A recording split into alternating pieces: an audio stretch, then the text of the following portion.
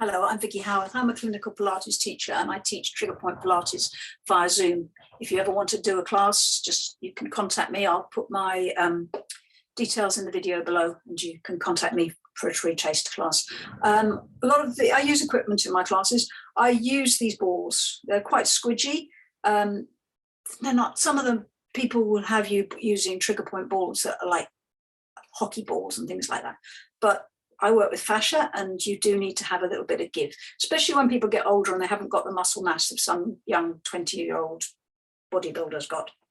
What I'd like you to do with the balls is, and you can make balls by rolling socks up, but these are better and I can get these.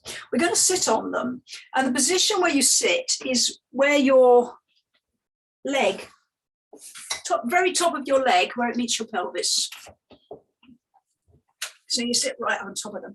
And if you're sitting in your office desk, this is quite a good thing to do, is to sit on these balls.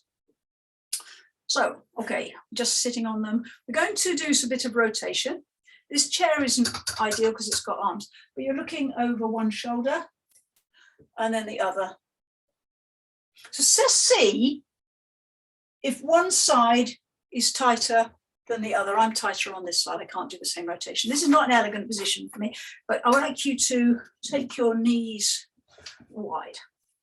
Now, again, I say I'm quite short, so my feet aren't quite on the floor. So put your hands on your knees, spread your knees, and then start to bring your shoulder down and down. But at the same time, you're pushing into your thighs and push. And push and push. Then move your hands up a little bit. Now, if you've had a hip replacement, just one thing to say is probably to keep your knees more square. We don't want to push the hip out. So here, push and push. If your hips are fine, take your knees as wide as you can. Let's do one more of those on each side. And then bring your hands right up to your hip. Here. Again and again and again and again. I'll do one more on each side because that's actually really nice stretch to the back. Good. And now look over your shoulder again. You should find that that's a lot looser for me, a lot looser on that side. So that's something you can do. Ideally with the balls, but if you haven't got the balls, as I say, get a couple of pairs of socks and roll them, separate them into the two pairs and roll them and then just tuck the end over. And that will give you something. You could use a couple of apples, but they're a little bit hard.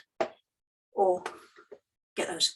Okay, I hope that helps. Just something to do when you're sitting in your office desk and you just need a little bit of rest. The other thing you can do is obviously stand up and down as often as possible.